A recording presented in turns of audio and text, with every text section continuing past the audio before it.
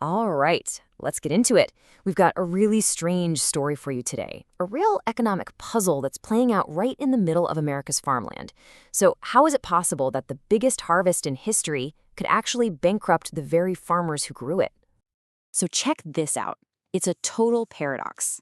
On one hand, you've got American farmers about to pull in a record-breaking crop of corn.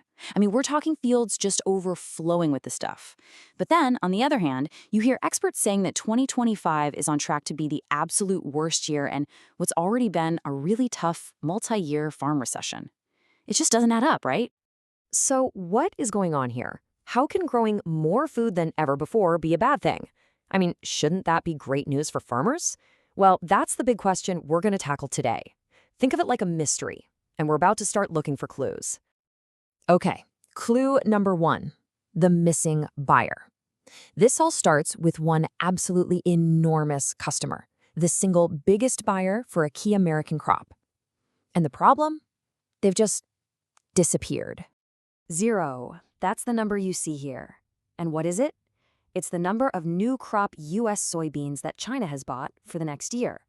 To give you some perspective, by this time of year, we'd normally have about 15% of the entire crop already sold to them. But this year, absolutely nothing. Zilch. And you've got to understand just how huge this is. Last year, China bought 54%, that's more than half, of all the soybeans we exported. They are without a doubt our number one customer. And now, poof, they're gone. It's really like a shop owner waking up one morning to find that over half their regular customers have just vanished overnight. It's a massive, massive hole. And here's the kicker. Don't think for a second this is about China trying to get a good deal. It's the exact opposite. They are deliberately buying soybeans from Brazil that are, get this, 20% more expensive than American soybeans. This is a purely political move. It's a shot across the bow in this trade dispute. They're literally paying extra just to not buy from the US. This whole thing isn't new, not really. It's been brewing for years. If you look back to 2018, China slapped on some tariffs, and the US government had to step in with aid programs to help farmers. And here we are, fast forward to today, and it feels like déjà vu. New tariffs from China and new talk here at home about another round of government payments just to keep these farms from going under. But wait, it gets more complicated. This isn't just a two-player game between the US and China. While all this is going on, the rest of the world isn't just sitting on the sidelines. They see a huge opportunity. And that brings us right to our second clue, a very, very crowded global market. So, who's stepping into the picture? Well, for starters, our biggest competitor, Brazil. And they are not messing around. They're getting ready to plant their own record soybean crop, and they could hit a mind-boggling 178 million tons. They're more than happy to sell every single one of those beans to China and fill the gap we left behind. And it's not just about soybeans either. Take a look at the wheat market. Russia is ramping up its production big time. The latest forecasts have them producing over 86 million metric tons. That's way more than anyone expected. And all that extra wheat? It's just flooding the global market. And then you've got Australia. It's pretty much the same story down under. They've had some great weather, and now they're looking at a huge wheat harvest of their own, maybe up to 35 million metric tons. So you add all of this up, more soybeans from Brazil, more wheat from Russia and Australia, all that extra supply from everywhere else is just crushing global prices, which is terrible news for American farmers. So let's recap. Our biggest customer is gone, and our global competitors are cranking out record crops. Now we're starting to see the ripple effects of all this right here at home. And believe me, it's hitting hard.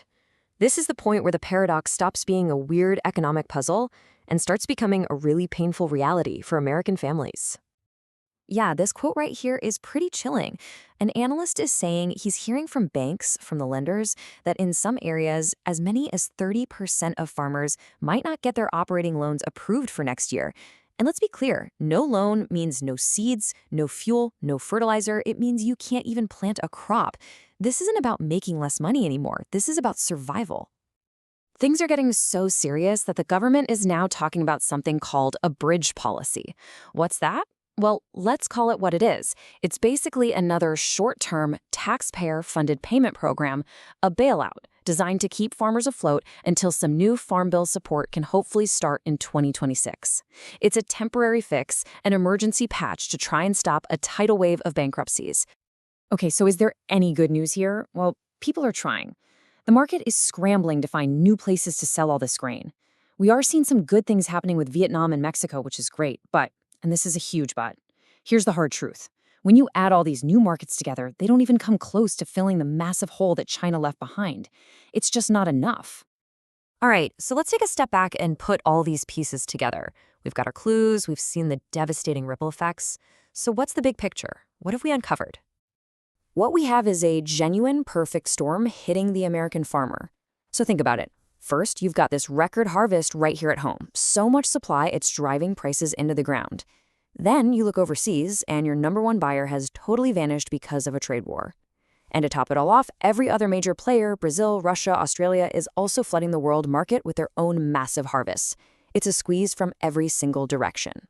And this, right here, is the absolute heart of the paradox we started with. For maybe the first time ever, what determines if a farmer succeeds or fails isn't the weather. It isn't their skill. It's geopolitics. These farmers did everything right. They worked hard, they grew an incredible crop, and now they're staring down a crisis that was created by political decisions made thousands of miles away. It's completely out of their hands. So that leaves us with one final, really tough question to think about. We keep seeing the government having to step in with these aid packages, these emergency payments. So you have to wonder, in this new world of intense global competition and endless trade disputes, is the traditional American farm even sustainable anymore without constant government help? It's a huge question, and it's the real paradox at the heart of this harvest.